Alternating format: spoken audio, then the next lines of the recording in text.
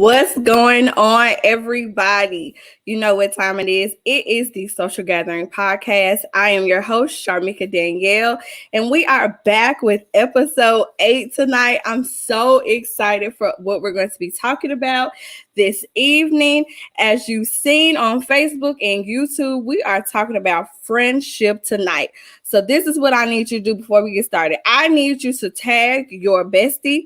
I need you to tag your associate. I need you to tag somebody that you think may be a friend or maybe not, and bring them into the live going on tonight. I have two very special guests with me tonight, but I need you to do me a favor before I bring them in. I need you to share and comment on this live.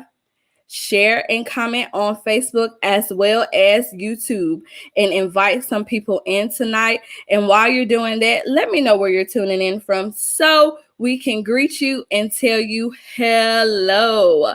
Hello. So how about we do that right now? Let's share this live. Let's invite somebody in so we can get our party started. Like I said before, I have two of my favorite people in the whole wide world with me today. They have been best friends for 10 plus years. I'll let you guys them tell how long they've actually been best friends.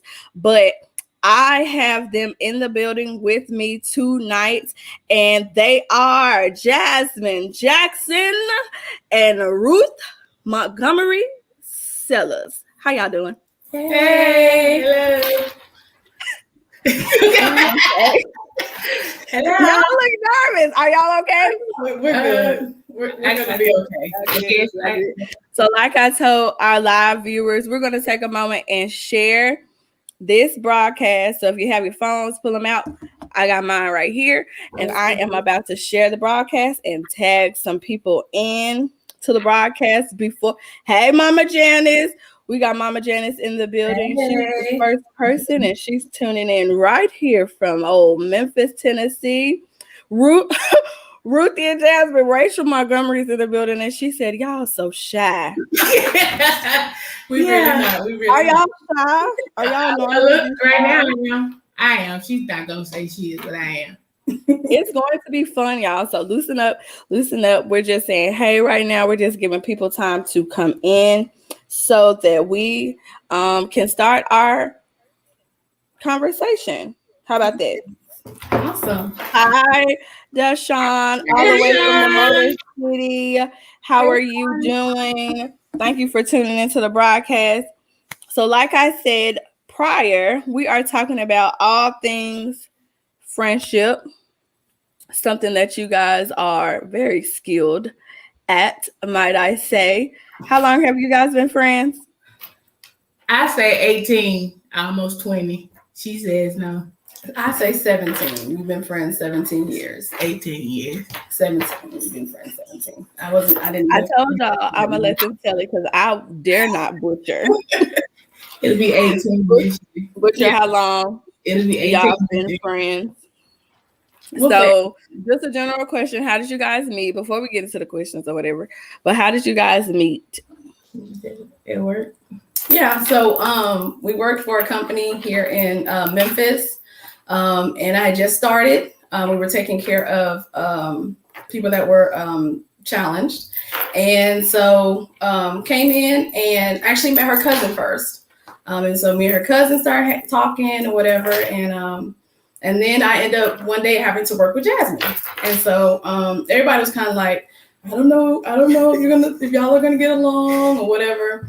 But me and her instantly hit it off. I remember we were riding in the van together, taking the ladies out on an outing, and she was singing, and of course she can sing. So of course I had to let her know that I could sing. And so me and her did like a song battle, and hey, Brittany. We did like a song battle thing, but we just instantly hit it off. And we've been friends ever since then. Oh, that is so sweet. Yeah, so y'all had a song battle. Yeah. Do you mind doing that tonight, or is that a no-go? That's a no-go. Maybe next time. Okay, I love it. I consider myself a part of this. Here we go. This friendship. I said I wasn't gonna say anything, but I'm Is. Just go ahead and say it, honey. Yeah. I am the pause in between their relationship. So best friend is 2 words. I am that space right in between the best and the friends. Don't dispute me. You won't win. So I just want everybody on the live to know that I'm the glue that holds this together. Maybe not, but I am. I'm going to say it tonight. I'm going to say it tonight. Everybody old, they'll know the reason why y'all are 18 years, 17 years, 15. How many y'all want to say? I've been there at least 10, okay. I think. I can agree with you with that. All right. If you saw me now that you were there too. You were there. So that's true. That is true. I was there. I brought a kid into the equation. I mean, we've grown since I've came. Yeah, we have come a long way. We praise God today. Well, I'm glad. I'm glad y'all accepted me into this fold. Of course. Now we're going to get into our icebreaker game. I feel like that's the perfect segue for this conversation. Let's get into our icebreaker game because I want to know who knows who best. I'm probably. You don't remember my birthday, so whatever. You don't. We'll see. Mm-hmm. Okay, so first up, who is the messiest? Messy as in like clean? Yep. This is OCD right here. Yeah. OCD. Don't sit on the pillows on her couch. Don't sit them on the floor. Yeah. Don't sit in the middle of the bed. Don't sit on the edge of the bed. Yeah. That's me. OCD. That's her. So Ruthie is the messy one, guys, and Jasmine is the OCD one. That's what y'all said, right? Mm-hmm. We're not taking it back. Normal. I'm normal. She's OCD. Yeah. Normal. All right. All right. Okay. Who is the most sensitive? I have been for years though. I got better. She's more sensitive than I am. Most people think that she's hardcore, but she's very gushy and mushy on the inside. So she has a very, very, very big heart. So she's more sensitive. Oh, that was so nicely stated. Like you just didn't say she was a softie. You just said she has a big old heart. I love it. That's why y'all friends, because people would have got on here and said she's soft in a mug. I love it. That's beautiful. She is soft as a bug, though, for real. Who's the Really? Yeah. Okay. I tried to move away from it, Jan. She stayed on it. So I see that. Conversation, y'all have. Y'all have that later. Mm-hmm. Who's the fighter? Who's the feisty one? The soft, gushy one is the fighter. I'm better though. How does that work? I've gotten better. It's actually flipped, to be honest. Cause I used to be the one that say how I felt and tell you how I feel about it and get you together. And now I've gotten better. Now I'm trying to make her be quiet and not say stuff and don't say that. Ooh, that don't sound right. Type thing. So it's kind of come with age. So we kind of alternated, switch sides, but she's more the fighter than I am. Okay. Who has the most patience? Y'all know that's our word. That was our word this week.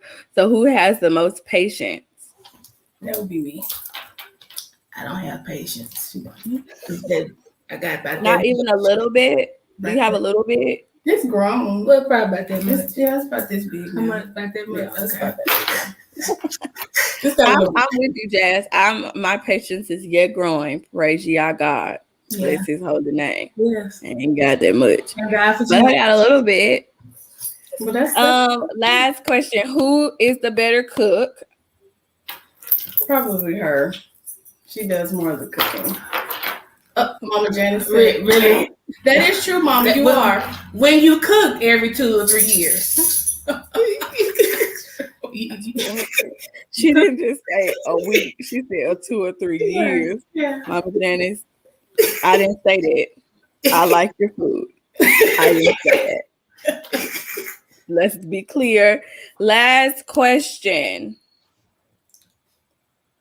I forgot my last question. Last question. Oh.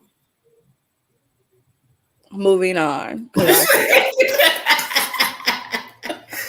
When I say it totally sits, that's the benefit. That is the beauty of a live broadcast. You get all of this, get all this tea, get all this juice. Because I lost the question, and it's okay. It's all right. People that are listening, you won't hear this part because it'll be gone. So God bless us all. Rachel said, "Don't come for Mama Janice." Yeah, we're not. She did. I did. Thank you, Rachel. I'm gonna try to let the Lord use me. Pray for this old mind. It's been a week. Didn't I say the word was patience? Amen. Amen.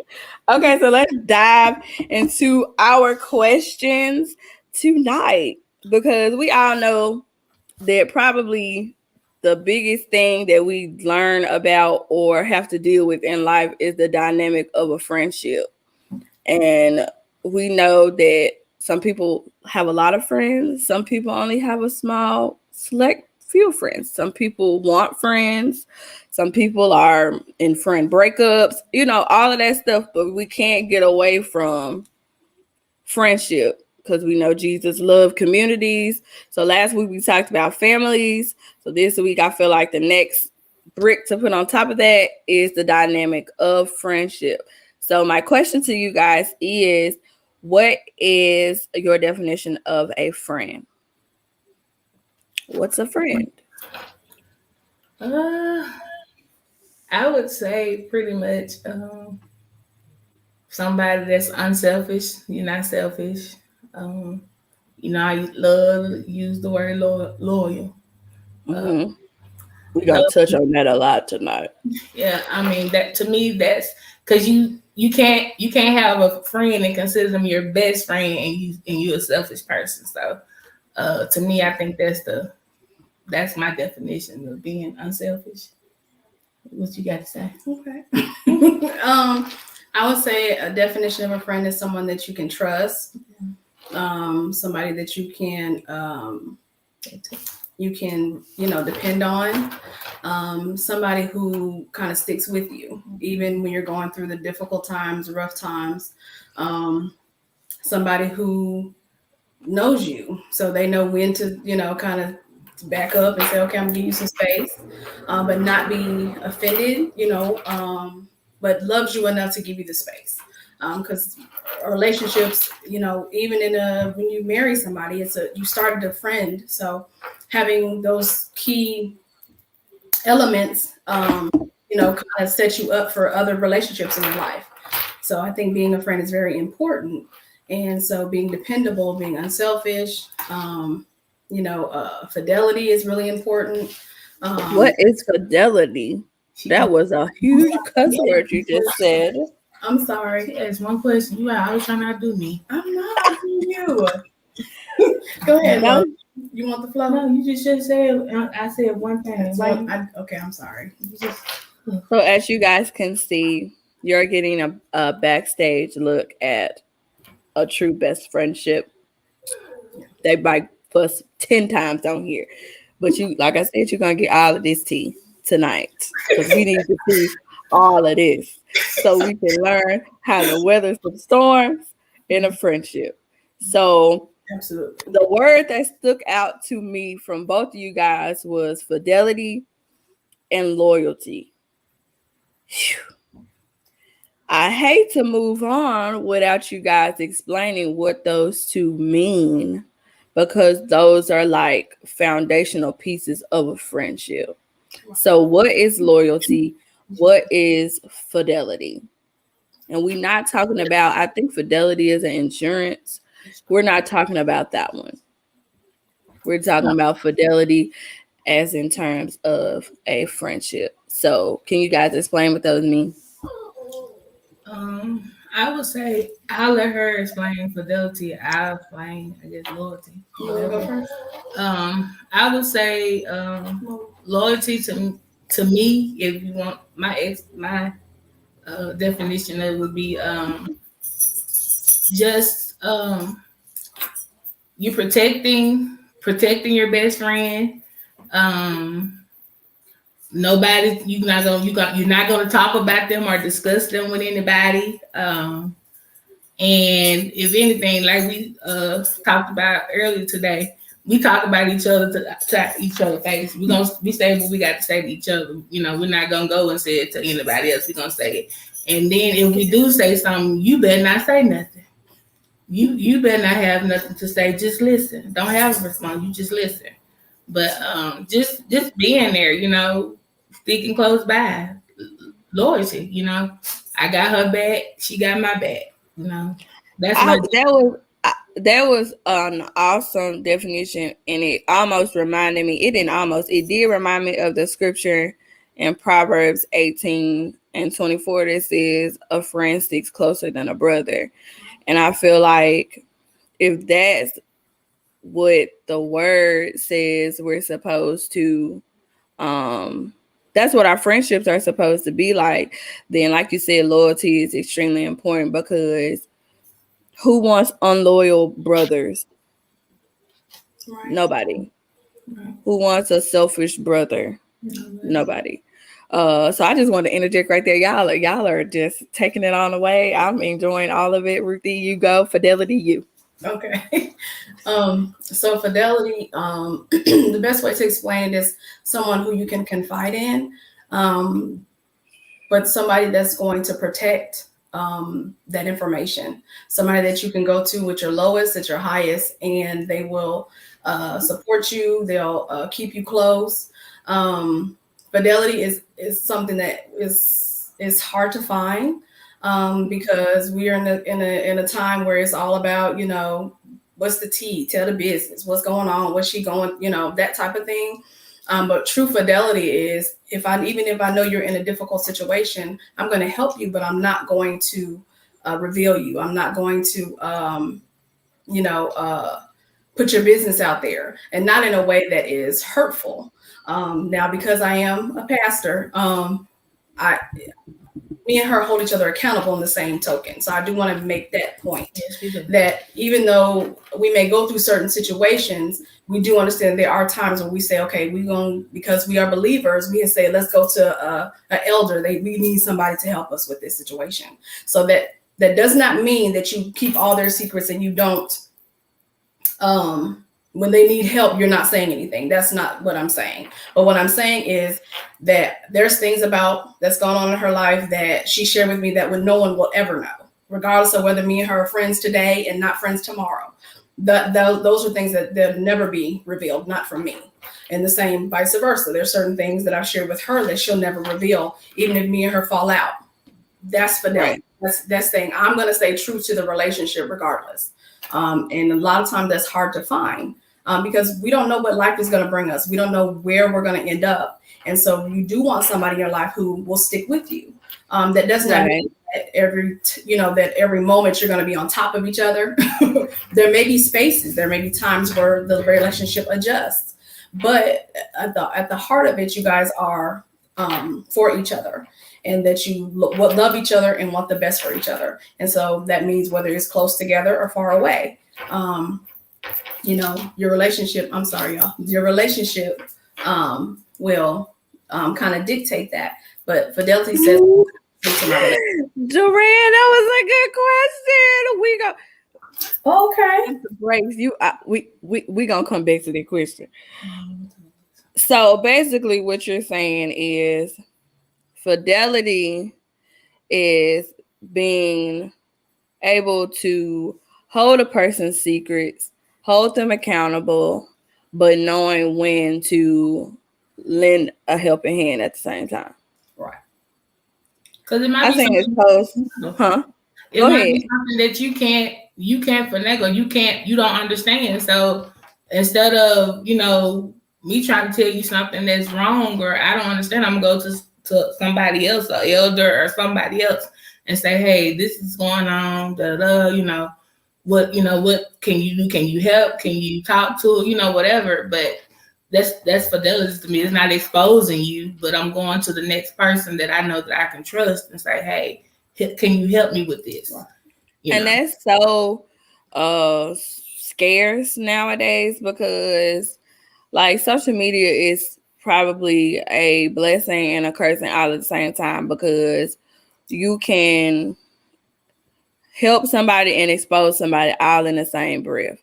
Right. And instead of just leaving it on, the social media platform, we kind of carry those traits into our relationships instead of guarding a friendship. Like the craziest example I could give was the fact that Jonathan was supposed to be David's enemy and he protected him from his own daddy.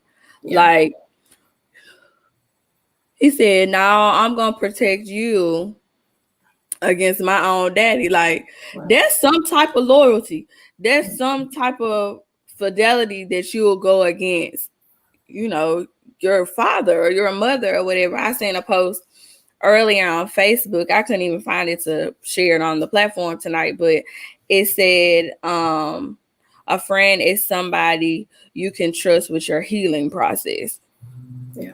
And I was like, man, this is perfect to bring up tonight because nowadays, and I work at a high school, so I see it all the time. Like they fall in and out of friendships like it's nothing. And I'm like, well, Jesus, like who are you gonna have when you're 60? Right. Everybody know your business. Everybody know your deep, dark secrets. But 2 seconds from now, they're not your friend no more. That's scary. Yeah. So has there ever been a time where you guys had to hold each other's healing process in your hands? Mm-hmm. Yeah, that's a good couple times. It's been a couple times. I mean, I could just start with our relationship where it started from. When I met her, we started more so as kind of a mentor-mentee relationship. I was in church, and so she just kind of came under my wing and got into ministry with me and began to grow in the word and stuff. And so I had the privilege of watching her, God heal her through from some things. And then there came a time where me and her became the relationship changed, and it wasn't just a mentor-mentee, but we were really best friends. And then there was situations in my life that she walked me through and walked with me. And everybody knows I'm kind of private. So I don't reveal everything that I'm going on with me. And that's another thing also. She knows when stuff's going on with me, even if I don't say anything. And so she's able to kind of deal with me, walk me through, because I'm not the most expressive when it comes to certain things, where she's real expressive and extra, and then I'm just like, okay, Jazz, okay, so we've learned each other, but we have been around each other where we've had to help each other step out into different things. Me getting married was a big situation because me and her had done ministry together, lived together, worked together, traveled together. We did everything, together. And so then when I got married, that was a transition. And so that was not always easy, but we made it through, thank God. Yeah. And even now we're transitioning, life is changing. She's gone into a new field, and so we've walked with each other through that. So, it's just, you don't know what life is going to bring you. So it is good to have someone who you can trust. But you have to start out as a person that somebody can trust. Right. You can't be, I'm sorry, go ahead. Nah, keep going. Okay. I was just saying, you have to be what you want. Yeah. So if you want somebody who's trustworthy, be trustworthy. Mm-hmm. If you want someone who is dependable, be dependable. Mm-hmm. I just have never seen so many people not be conscious of people depending on them. Mm-hmm. But you want that in return. Mm-hmm. So I think the thing that is interesting to me is that the fundamental things of a relationship, we don't see value in. Being dependable, we don't see value. Being responsive, we don't see value. But those are important elements of a relationship, Right. And like I said, a friendship is, when did you know Jazz was your friend for life? Keep going. We're going. I was. Okay. I'm sorry. I got caught up. Those are key elements that you have to have, and so those are character traits. And so you have to be what you want. If you want somebody dependable, be dependable. Yeah. And it's easy to, not see something as important. Like I didn't realize when I met Jasmine that she would be that for me, because my parents are in the military, so I've lived all over the world. I've had a lot of friends. A lot of them I still talk to. So I think that was one of the things that was good for me, is that I've been able to sustain relationships, but most of them long term. But because I've moved around so much, it was kind of, just kind of, you just make friends and then you move on and make friends, you move on and make friends. But I still had those elements of being trustworthy, being consistent, being responsive. Those are important in building a relationship. So, Jazz, you got anything to say? You might have shot tonight, my God. I would say boundaries too. That's the thing we learned years back in our relationship. Some boundaries you just don't cross. Yeah. Some things is a no-go. Right. It's a no-go. And if it affects your relationship and you know it's gonna affect your relationship, you both have to come to the table and say, yeah. So you gotta have boundaries too, because she know my boundaries and I know her boundaries. So wonderful. That makes the friendship last as well. Have those boundaries. Got to. Wonderful. And it's crazy that one of our viewers asked these questions, because they go right in line with the questions that I was going to ask. And it's a 2-part question. Duran Arnold, hey daddy, asked, how do you know if a friend is there for a lifetime or just a season? And I'll add to that, because you guys said that you started off as more so of a mentee-mentor dynamic. How did you know the difference? How do you know an assignment or how did you know the difference between what's an assignment, what's a friendship, who's an associate? How did you know that this was going to be a lifetime relationship instead of a seasonal one? And then Duran asked again, he said, how did you know Jasmine was your friend? Like, what did she do? Like, what character stood out to you, Ruthie and Jasmine, to make you say, hey, this is my friend, this is my road dog, this is my soulmate, we're going to be rocking and rolling? Like, what did she do that made you say, oh, snap, you was a bestie? You know what I'm saying? Because we all have those moments where we look at somebody and be like, well, now you're an associate. I wouldn't trust you with my glass of ice water. Right.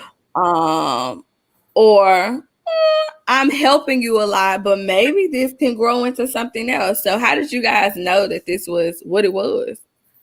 I would say when it flipped from who knew first too? Who knew first? Huh? Who knew first? I feel like, I don't know if she knew first or whatever, but I feel like it flipped when I began to heal. I think my process went fast. It went fast. But it was needed, but somebody had to walk. I need to have somebody that I could trust to walk me through that.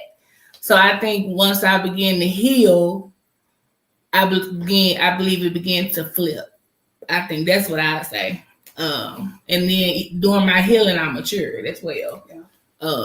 I matured in a lot of things. I wasn't one to, to, like you said, tell everybody business, whatever. I wasn't, right. I never even, when she met me, I wasn't that type of person. I've always been that type of person. I'm going to keep your secret, I'm going to be loyal to you. If I got it, you got the type of person. I've always been like that. But I believe when I began to heal, it flipped. Things began to change, and the dynamic changed, and it went from, because you started to see stuff differently. Mm-hmm. Yeah, that's what's up. I'll say that when I met her, those were the elements. Like she said, the loyalty. She wasn't the one gossiping about people's stuff and all that. So already I felt like me and her could have a close relationship. But what changed for me is actually my god sister, Elisa, we were sitting at the table and we were talking, and she just looked at me and she was like, Ruthie, your relationship with Jasmine has changed. Because she was like, you keep seeing her in this light. You got to switch and see her in a different light. So when I began to see her in the different light and just look at, I mean, like when I said she came in and walked beside me with ministry, and at that point, we was 7 days a week ministry. We did everything with the kids, every right with children. Oh, she did all of that. She stuck with me, whether it was high, low, in between. It didn't matter. What she wasn't. I mean, she just stuck with me, and so that's when it came a point where I had to look at her differently and say, okay, this is not the same relationship. This has changed. And so then when I began to look at it differently and see, okay, this is somebody I can confide in. This is someone who I feel safe with, who is gonna, support me, who's gonna have my back no matter what. I was like, okay, yeah, I see. And then I had, at that point, I had already been over in there anyway. So it's kind of like I got, and even everybody around us was like, y'all like two peas in a pod. Y'all are the same, the flip side of a coin. You guys, it just works together. Right. And so that's kind of how we saw the meshing going on between me and us. And so they were just like, this is my bestie. And it was times that, people tried to plant seeds, and it was church people, it was the church people, trying to plant seed, she this and she that and this, that, other. And I'm like, okay, of course she didn't tell me until later. She didn't tell me when they said that's their fighter. Yeah, she didn't tell me because I went right to them, but she didn't say it when they, But just the fact that everything, that people were saying, these people that she knew before she knew me, what I'm saying, that she didn't, listen to that. She saw, she saw me, she saw who I was, and God had already told her, it was just different things, that, like I said, people tried to do to come between us, but and we're not saying. Oh, go ahead. So was the transition hard, Ruthie? Was that hard? Because I'm asking because, like, when you get in a position where you're mentoring somebody, you're used to kind of pouring out the information, and kind of just helping them, put together the pieces of it.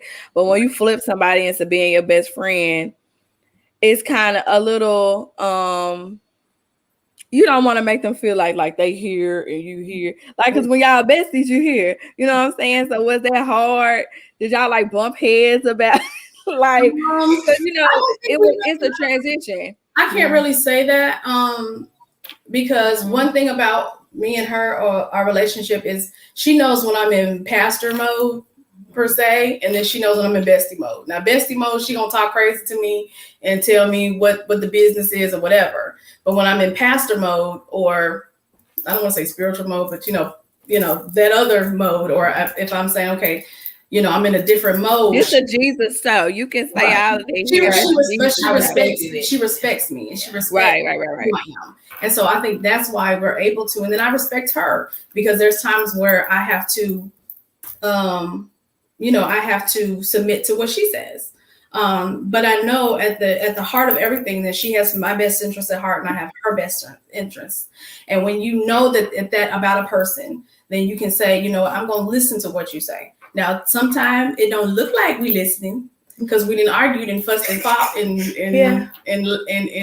fuss each other down. We're gonna make it hard. But we're gonna come back together and say, what you said really made sense, or you know what, you was right. I'm sorry. Yes, I love that. Friends to sisters that are for eternity, so we don't sweat the small things. Oh, hey, Mom. I love it. Oh, Lord.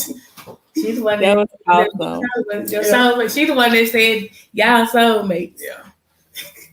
True. It was like inevitable, like watching y'all. Like, I was like, either they're super related with blood, right, or they're best friends, because y'all got like an ebb and flow that's like, it's rare. Like, really, like you guys said, she knows the difference. She knows when something's wrong with you, and vice versa. She knows when you're pastor, and she knows when you're just Ruthie. So that's amazing. Which brings me to my next question. What has sustained y'all for 17 years? because that's longevity. And, you know, like I said, a lot of these, like you said, foundational pieces nowadays are scarce.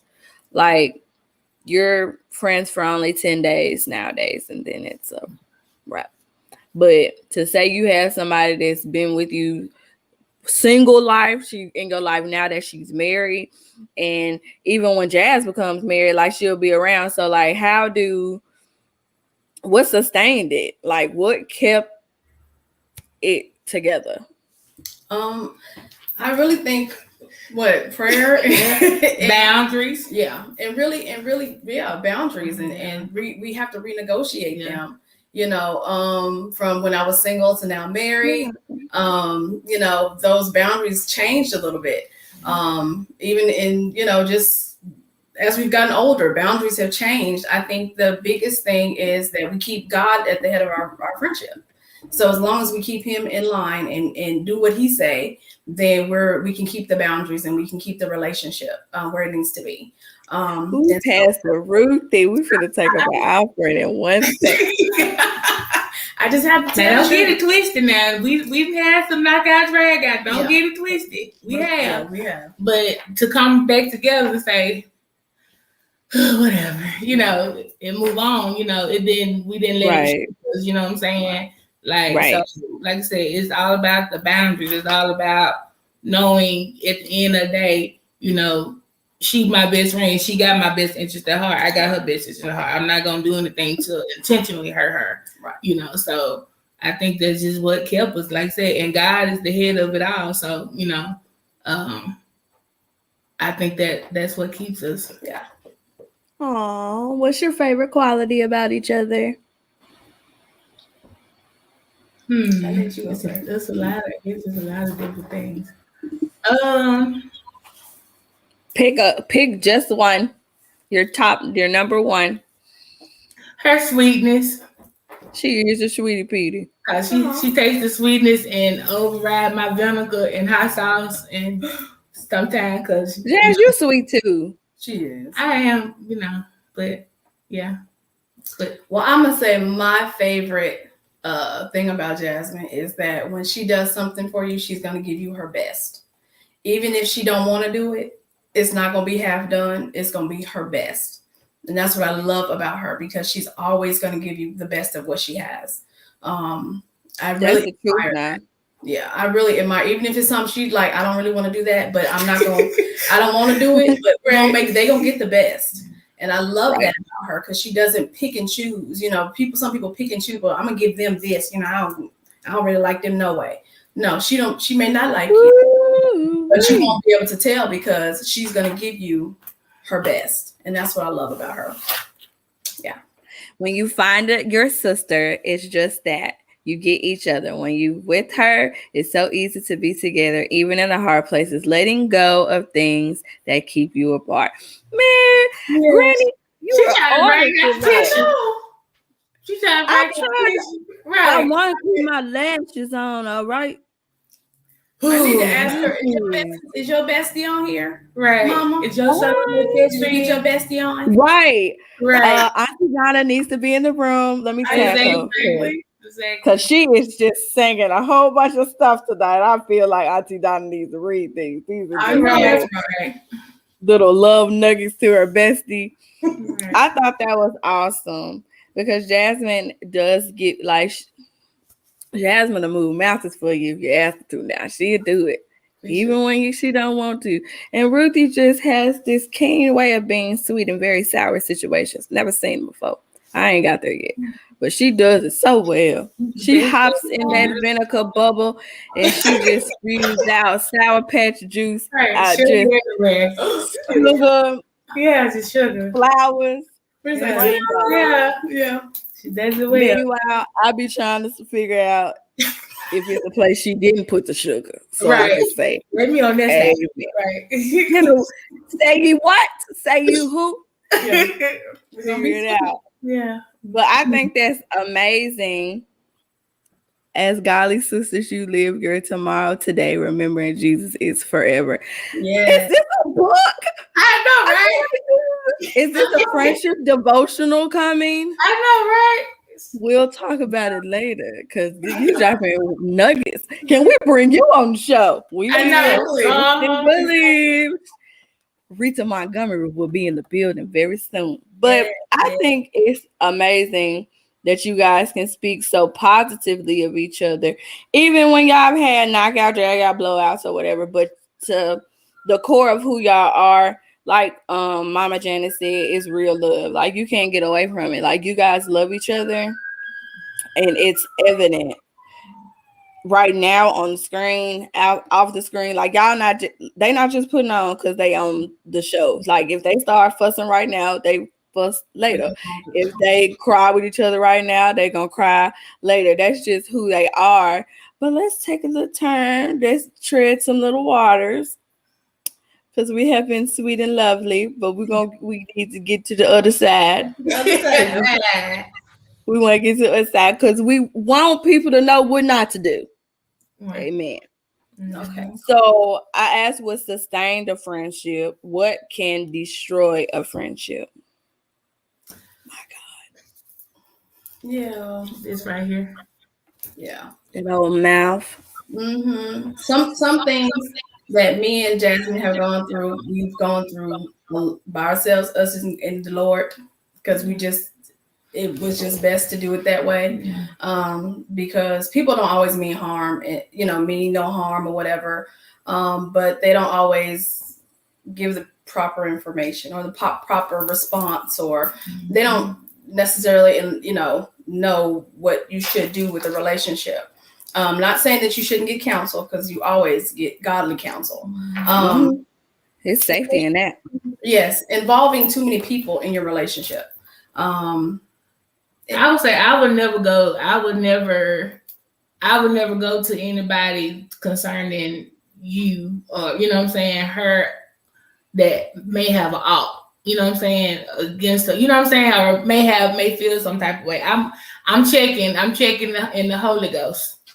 And like I said, 9 times out of 10, we don't really just involve outside, people in our relationship. You know what I'm saying? Right. Like deal with it. If it is, it's mama, auntie, stuff like that. But right. But the biggest thing that can destroy it is your mouth. I mean, it is what it is. Your mouth. Yeah. It does a lot of damage. And then taking other people's feelings, and putting it into your relationship, and you can't do that. No. You just have to you have to separate it. You just that's, like I said, godly counsel is good. You go to somebody who loves both of you and wants what's best for both of you. You not necessarily you don't need to get information or advice from somebody who don't have friends, because they don't have friends. They can't help you with your friends. No. So that's not good. You don't that's not gonna work. No, you want to go to somebody who you see has good friendships. One of the biggest things for me, well, it's not against, but a good thing is to, again, have the attributes you want. If you want somebody trustworthy, be trustworthy. You prove yourself to be a friend. There are going to be situations. Me for one, a lot of people I consider associates only because I see the way they deal with friendships. So if you're a person who you always running your mouth, you're always telling everybody business, you're always telling people what's going on, you're not necessarily my pick for a friend, because you've already shown yourself who you are. I've learned to when people show you who they are, believe them.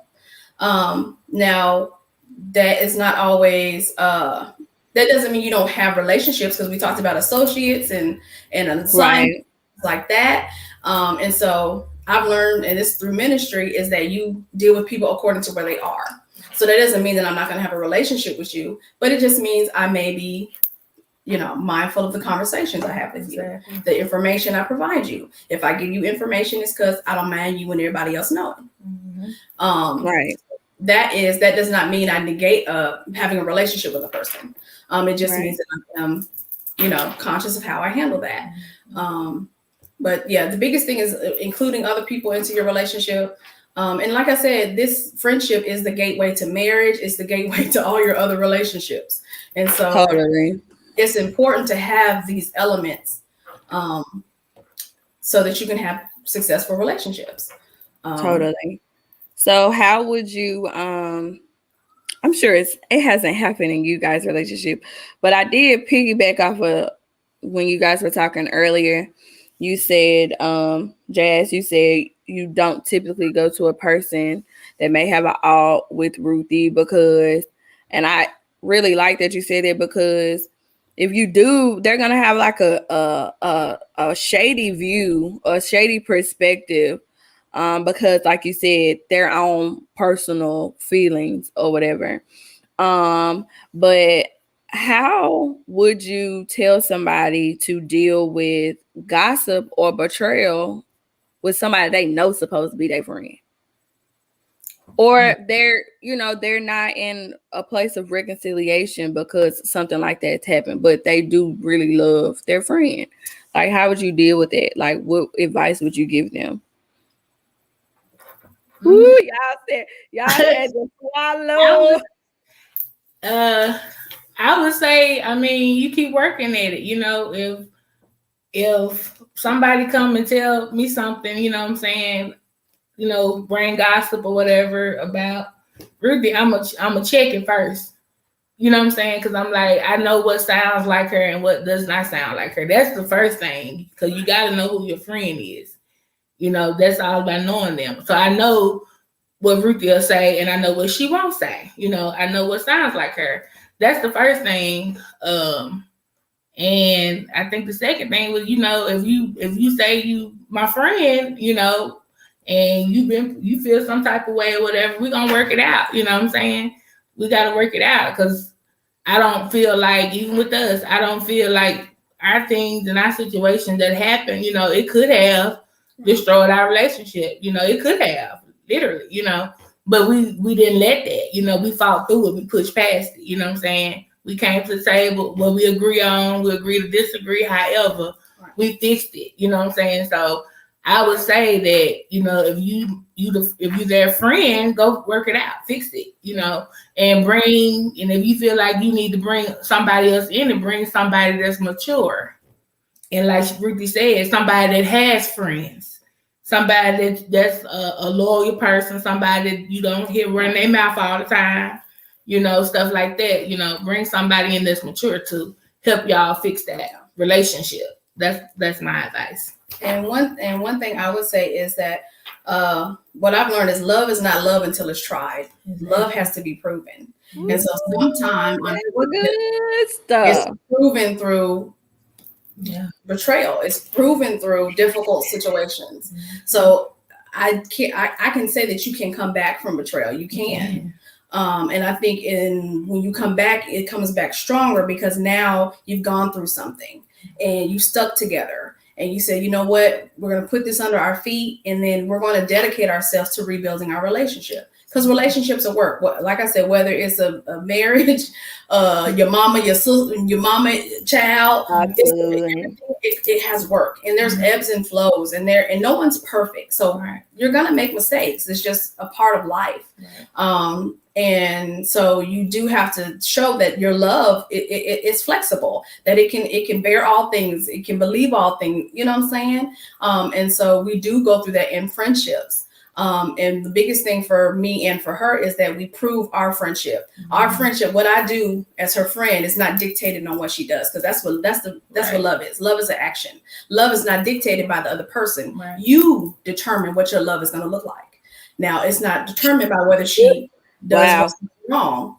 It's just love. And so when I do what I do for her, and she does what she does for me, regardless of how we are on the other side of that, that's how we can keep the boundaries, because we're holding ourselves accountable for our own part of the relationship. And so I do believe that you can come back from betrayal, but it does require both of you to work at it. And to really do what you need to do to keep the relationship. She's dropping that heat tonight, man.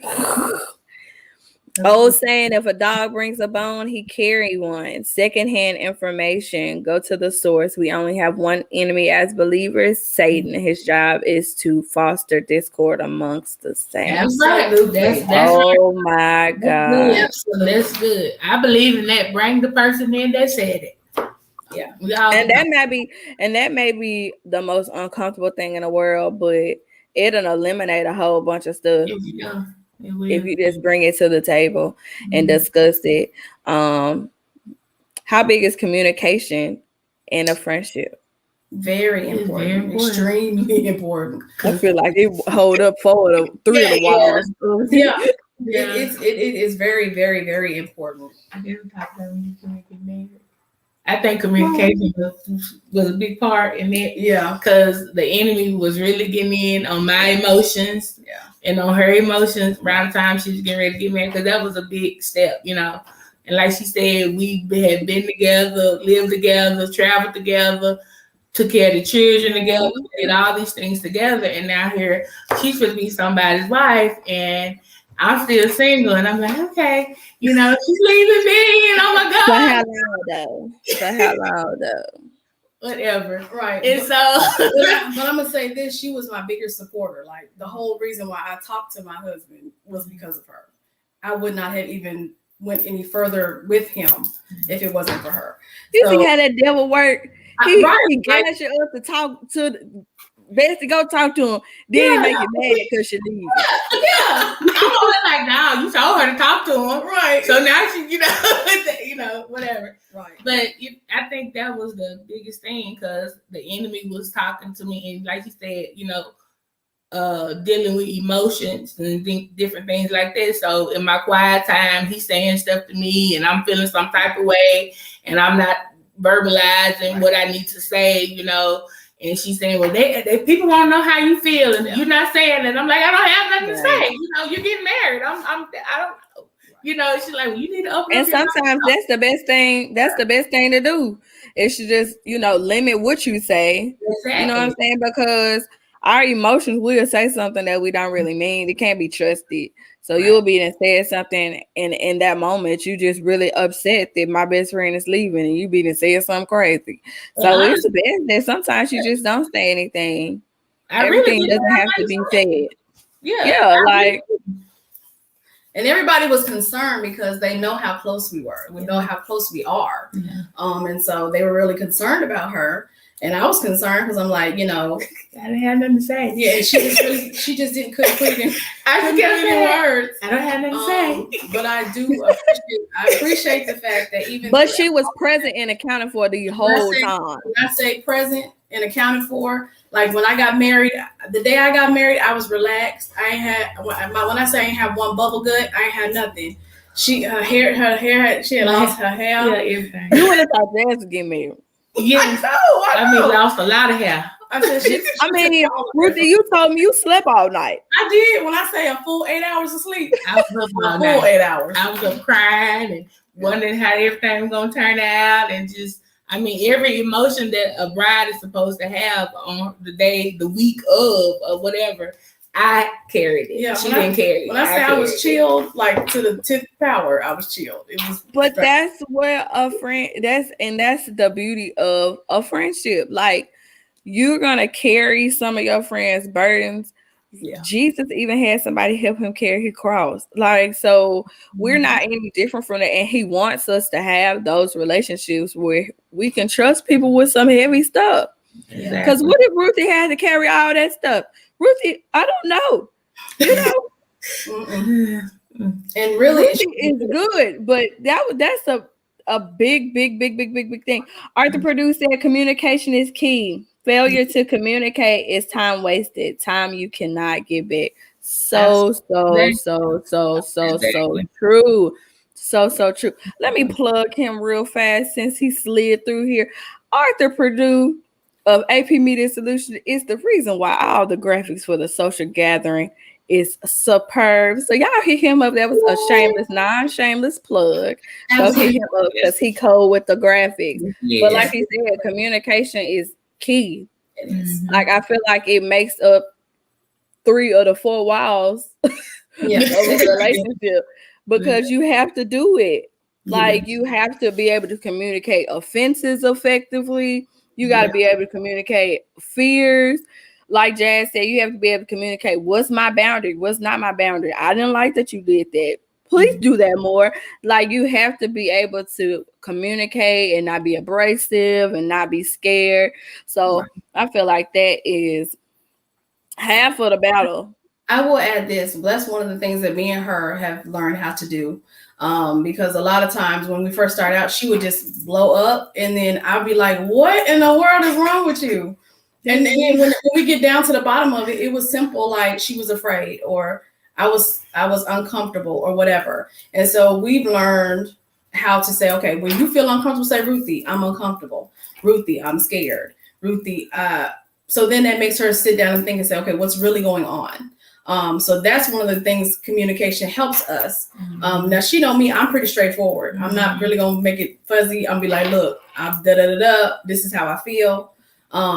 And so she's gonna have fluff and it's gonna be frilly, and I'm gonna have to kind of dig through it. But we've learned how to communicate, and I've learned how to cipher through what she's saying to me. So then I can say, hey, so Jazz, you're saying such and such and such. So that's another thing that you do. As you build a relationship with a person, you learn how they communicate. And we've been able to communicate better the longer we've had a friendship, where sometimes she doesn't even have to say it, or I don't have to say it. She already knows, what's going on. So yeah, it's cool. So how was it hard? Because Ruthie, you said like 3 times tonight, like you're not really the expressive one. So was vulnerability in your friendship hard? Or not really hard? Was it difficult to be expressive with such an expressive person? Not with her, because she's, like I said, whatever I feel is gonna be locked down. Y'all will never know, because she ain't never gonna tell you. So find you one like this one right here. Because when I say she ain't gonna say a word, they could probably grill her, put her on the interrogate her. Totally. Board her. She not saying nothing. So when I'm saying vulnerable with Jasmine is easy, and that's anybody. She's not gonna tell your business. She is not that type of person. She don't like it. Like she does not like it. Yeah, she just, and that's what I say. I mean, being vulnerable with her was never hard for me, because I knew that whatever I shared with her was gonna be with her. So right. So what's your biggest pet peeve about one another? Ooh. Live in the kitchen. When she come in your kitchen and look for stuff in your kitchen cabinets, and she don't close them, and you walk into it and hit your forehead. And I've done that for how many years? Every place I've lived, and when we lived together, she just don't like closing the cabinets. And then her husband told me she does the same thing at home. I do. So I thought it was just her picking at me, but obviously she just does it all the time. Yeah, that's my pet peeve with them cabinets. It's a habit. It's become a habit. She will not close the cabinet. She will not. She likes open cabinets, huh? She does. All throughout the kitchen. She's been in there. Ruthie's been there. I don't mean to. Whatever. Ruthie, you're up. Cabinet opener. I'm gonna tell you what's hard. It's hard having a prophet as your best friend, because I got to tell the whole truth and nothing but the truth. Because if I don't, she gonna find out. And don't leave no details out. When I say I have to make sure, I have to tell the whole truth. Because if it's a lie, she gonna find it. I'm telling you, it ain't gotta be. It could be fuzzy. She go like, nah. You told me that at 6:15 you was at the stove. At 6:15 you was down the street at the gas station. You didn't make it to the stove till 6:20, but you told me 6:15. I be like, Jasmine. Oh my God, y'all are hilarious. I'm being sarcastic, but it, having a prophet for a best friend is sometimes a little difficult. Yeah. Really. Oh my God. Guys, this was so fun. I so enjoyed our conversation. I wish we had like another hour, because this is a conversation you can talk about for on and on and on and on and on. And the wealth of wisdom y'all have, we could be here all night. But I do want to let the people know where they can follow you guys at. Go ahead. Tell us. Just find me on Facebook. Jasmine Jackson. That's about it. Wonderful. Jasmine Jackson on Facebook. Ruthie, where can we find you? Ruth Montgomery Sellers on Facebook. Yes. Facebook. And I heard that you're a pastor and that you guys work in ministry together. So I feel like you should do a grand invitation to church. Tell us about your church, where you worship at, where you pastor at. Give it a go. All right. United Christian Fellowship Church. We're in Bartlett, Tennessee, where our head pastor is Ricky Montgomery and Apostle Rita Montgomery. We're at 42. She's on here tonight. Yes. Our apostle, thank you for joining us. We're at 4210 Ulterior Road. That's in Bartlett, Tennessee. Just check us out. We're a church commissioned to love. Yes. And so we're all about building the kingdom of God. We're not about numbers. Many people come through just to be healed because our ministry is about love. And so you're welcome to come and join us 10 a.m. on Sunday mornings. Because they be lit.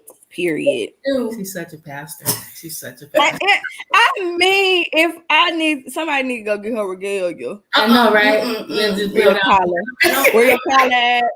Oh my God. Thank you so much, guys, for coming on the show.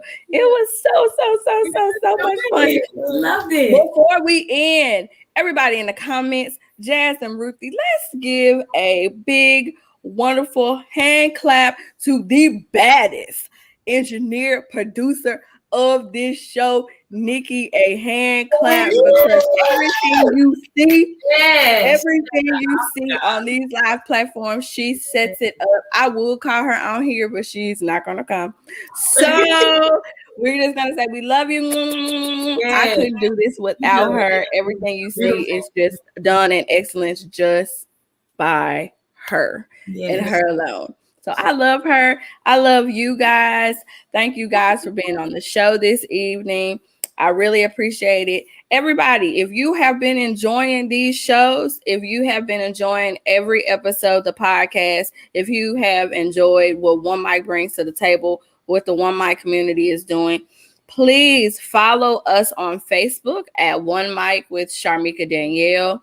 That's One Mic with Char'meka Danielle. You can follow us on Facebook, Instagram, and subscribe to our email list at www.charmekadanielle.com. And if you want to listen to these episodes or previous episodes later on in the week, while you're in the tub, while you're cooking dinner, you can stream all the episodes from the Social Gathering Podcast wherever you get podcasts from. This show was amazing, just like any other show, and we're just getting started. So you know what we always say, I love you, God loves you, so go show that love to somebody else. Peace.